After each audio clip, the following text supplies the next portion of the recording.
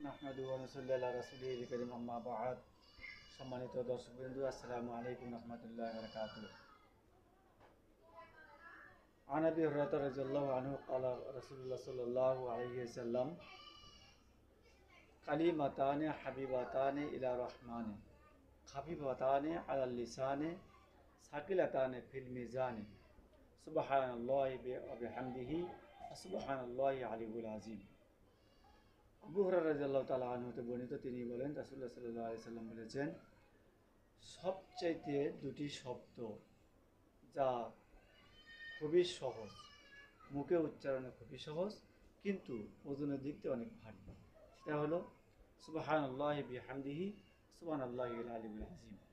সারা পৃথিবী একদিকে ওজনের দিবেন, আর সুবহানাল্লাহি বিহামদিহি সুবহানাল্লাহিল আলিয়্যুল আযীম এই কথাটি আরেকদিকে দিবেন, তাই এই পাল্লাই ওজনে ভারী হবে সুবহানাল্লাহ।